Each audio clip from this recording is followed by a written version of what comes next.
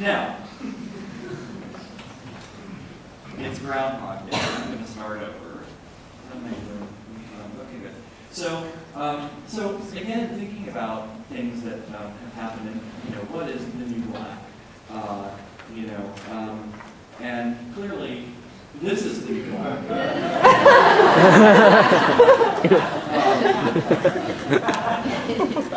This is a significant moment in our history. It's really amazing. It's an amazing time.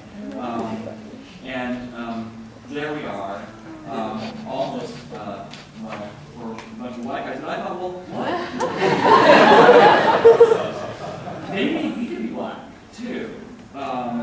And so did a lot of people thought that maybe we could be black.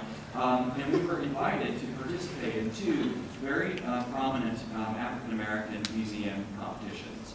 Now I'm going to go back and tell a little story. Rick Scofidio, the person in the middle, has never really known his ethnicity, and it's sort of true to get past as a white guy. So his parents, who were ethnic looking, decided not to fill out his birth certificate with a race.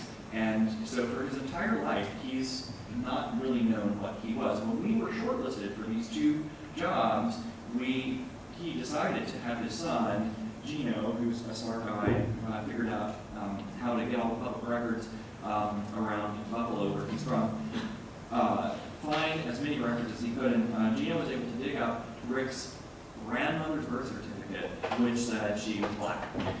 And which essentially confirmed that Rick is, enough black to qualify as a minority-owned, minority owner. So we are the new black in this perspective. Atlanta, Martin Luther King, civil strife. It is one of the birthplaces of the black movement. They decided they wanted to house the King Papers in a new facility and commemorate the civil rights movement in Atlanta, which is pretty significant. As well, they wanted to make a living institution geared more towards human rights. So the Center for Civil and Human Rights will be built in Atlanta.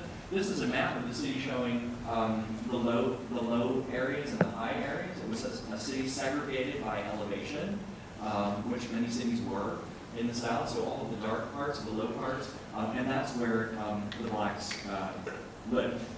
Our site, interestingly enough, spans the two elevations of the city. So on the upper right-hand corner, that corner is 35 feet lower than the edge, the pointer that you use the sort of crescent edge, which is the boundary of the site.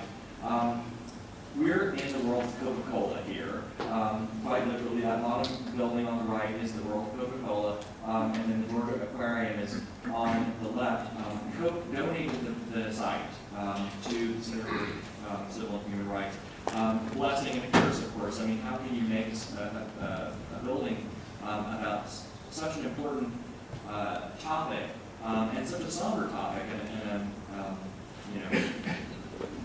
there needs to be a reverence that seemed impossible, given that the gateway to your project are Coke bubbles and dolphins. It wasn't quite right. This is the Centennial Park down here. It was built for the Olympics, and then the CNN Center is directly across the park, sort of off the bottom of the screen there.